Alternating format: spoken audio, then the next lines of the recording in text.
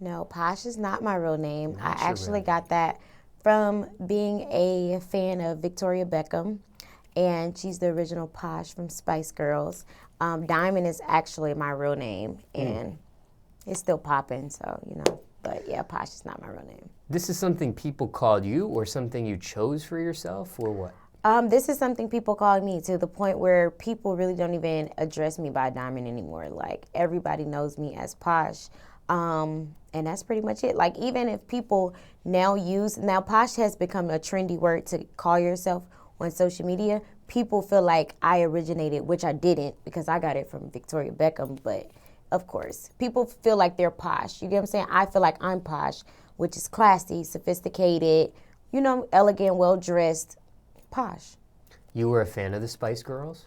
I was. What did you like what drew you to her? Because everybody liked a different Spice Girl. She was just fashionable. You like that.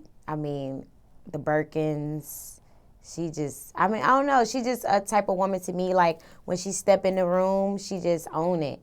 And that's remind me of my confidence. And I just always liked her. As far as Diamond, why did your parents name you that? Because they knew I would be a diamond. They knew I would be a star. I actually, on my birthday, which was my birth date, my daddy bought me my first stone, my first diamond, and I was a newborn. Like, my parents are really obsessed with me, so they really thought I was just all that. Yeah. Diamond just spelled regular or some Regular. fancy way? Okay. Now, what is your ethnicity? I am black. Do people think you're something else when they meet you? No, they think I'm black.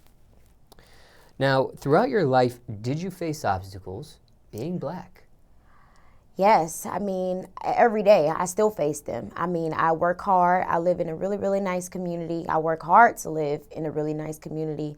And every day I go through this young black girl that live in a $500,000 home. How does she live in that home? How can she afford that home? What do they do? So, I mean, I go through that every day. Like, no matter where I stay at, I've lived, you know what I'm saying, in not a lot of nice places, and I just go through racism and people feeling like I don't deserve or question how I can afford to live a place a white person live, or a Mexican or whatever. You get what I'm saying? So I go through it every day. I still go through it. It's very stressful. That's one thing that really bothers me, because I feel like I use my 24 hours the same way the next person do. So it's like, why judge me or worry about how I can pay my bills as long as I'm paying them?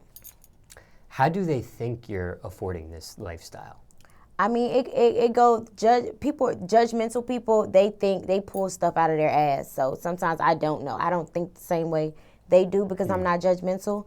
But I mean, being that half of who I date and what he was known for doing, and what my parents were known for doing, it's a bunch of things. They can think it comes from my parents, my boyfriend, or they just think I scammed for it. Like, you know, they feel like us social media girls are scammers. We don't have real talent. We don't have real careers. We don't have real businesses that prove that we do. So, you know, people come up with all kind of ideas. I'm just not a girl that really give a fuck, though. But, yeah. Now, what's maybe the biggest obstacle you faced? Like, something in particular? Or is this just obstacles and that feeling that you get every day? Well, I'm like, always... Is there a particular instance that sticks out to you that just really I can't believe this happened to me?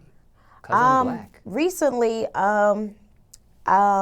okay, so recently I had something happen to me, and it was on Christmas Eve, and I basically was robbed.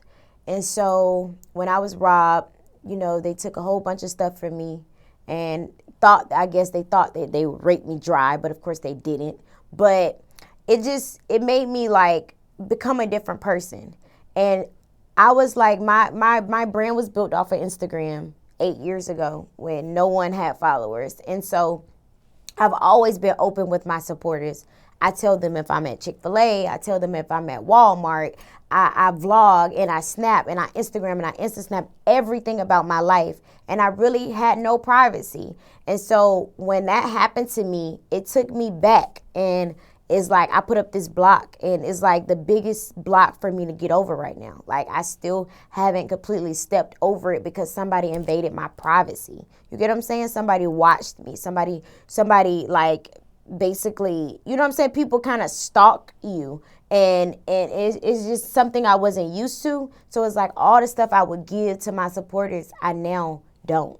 And I can't. And now I'll get on my Snapchat and I'm like, my story was so boring. Like, I should, liven it up a little bit because people want to be entertained. But it's like, I can't. I have this block up now and I'm facing it every day. Every day, my team is trying to help me open back up and be the girl that people fell in love with, 7-8 years ago on Instagram.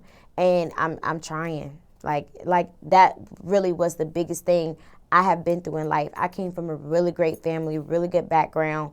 I'm not a person with a struggling story. I'm not going to make up one. My family made really big sacrifices for me to sit here today and say I didn't go through a struggle. So it's like, yeah, it's like I had a good life. And so things like that happen to you, it's like, you just not, how can you be prepared, you know what I'm saying, for someone to come in your home and invade your privacy and take things that you work hard for? You can't be prepared. So it was like, okay, I'm showing too much. I'm doing too much. And it's like, people make it seem like, oh, she posts a Rolex, that's bragging. But honestly, I work hard for it. So you want to post your nice things or things that you love, but you can't. It's like, you can't even post things that you work hard for because there's people out there who want to take it. Basically. Were you present during the home invasion? I actually wasn't. I had just went to Saks, and I was actually buying my mom a bag for Christmas. This happened right before Christmas? Yeah, Christmas Eve. This happened on Christmas Eve? Yeah, they stole all my family Christmas gifts. I've never talked about it. I didn't want to talk about it on my channel. But to be honest, like, I feel like maybe me talking about it, I can get over it. Like, I definitely hold a chip over my shoulder about it. Because it's just like, I couldn't believe I was just, someone did this to me. And not only they did this to me, it's like they watched me. They knew I was shopping and they knew I was doing this and they knew I was doing that. And they knew a part of my career is showing my location. So it's like, it's social media is just like a gift and a curse sometimes. But no, I wasn't home, thank God, Thank God. Maybe they didn't even know who they robbed, Maybe they did. I don't know. That's what I was going to ask next. Did you think this might be an inside job or maybe like somebody that's... Most definitely. Most definitely. My building tried to hide it. I got the best lawyer in Atlanta, for us to fight the situation. They didn't want the other white neighbors to even know about it. I had to literally knock on doors and tell people to be careful. My neighbors don't even lock their doors in that building I stayed in.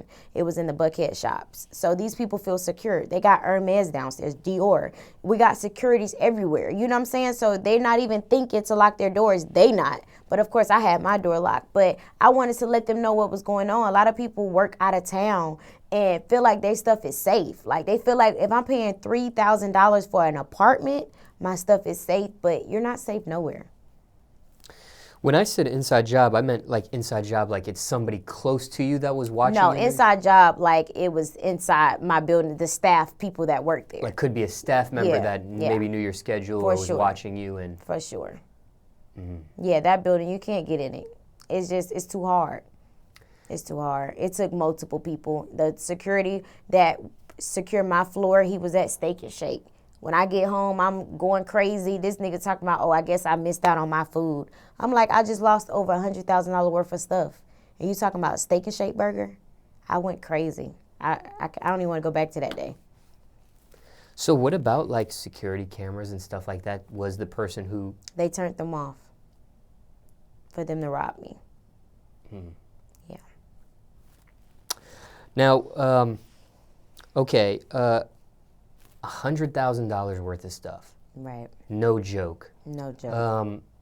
Where does like renters or homeowners insurance come in? Does that help out things of this nature? Do you get your $100,000 worth of stuff back? The thing about that is you can have a policy for $100,000 and you can show your receipts and your proof. You're not going to, first of all, I had things that my fiance had bought me for anniversaries. I had custom Chanel bags like that only they made 20 of them. I had a Birkin bag that I saved my money up for since I was like 17. Like, I had things that I don't, even if I buy them back, they wouldn't be the same. You get what I'm saying? So it was like stuff like that. So, I mean, rental insurance would help, but that stuff it don't work. They got a whole bunch of scams and stuff for you not to get the you know what I'm saying, all the policy money.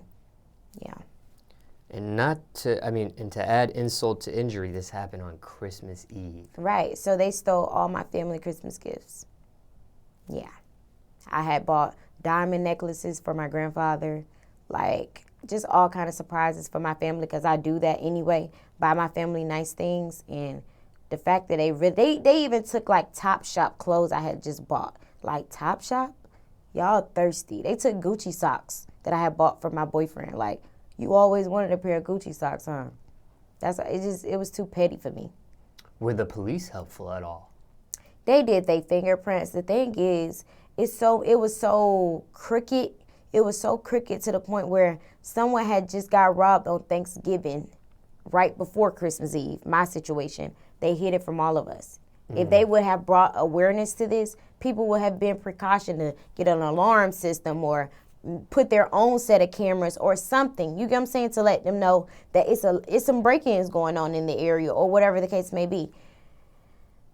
They wasn't. They did their fingerprints, but you can't even get a detective number to give you a call back to tell you if they ran the fingerprints. Like, they don't care.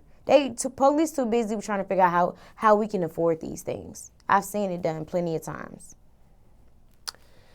Somebody watching this, listening to your story, probably can't even really believe this. I mean, a $3,000 place, a very prestigious location with, like you said, these shops right below you.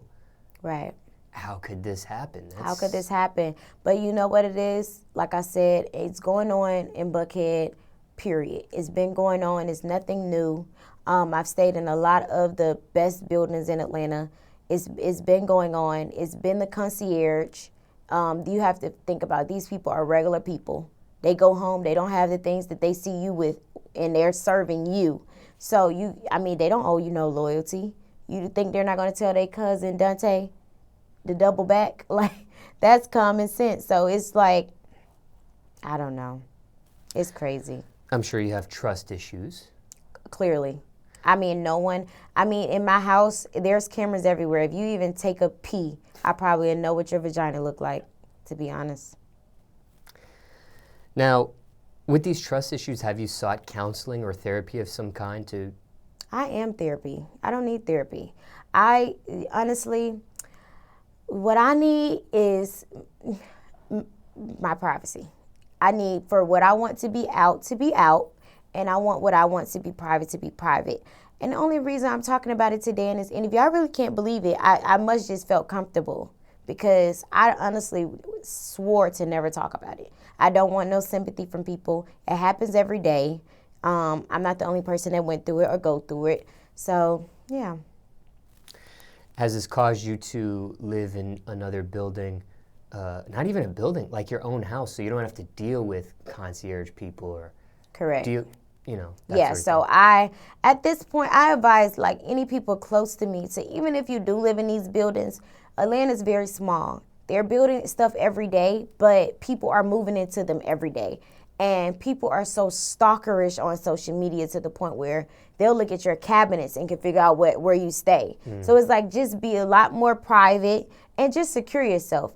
Home insurance, rental insurance, your own cameras that you can regulate, and stuff that I would usually do, I didn't do at this location. That's the craziest thing. I was so comfortable there that I didn't do my own cameras. I felt they got cameras on me. They knowing what I'm doing every 2 seconds. They got to know if somebody come and rob me, unless they did it.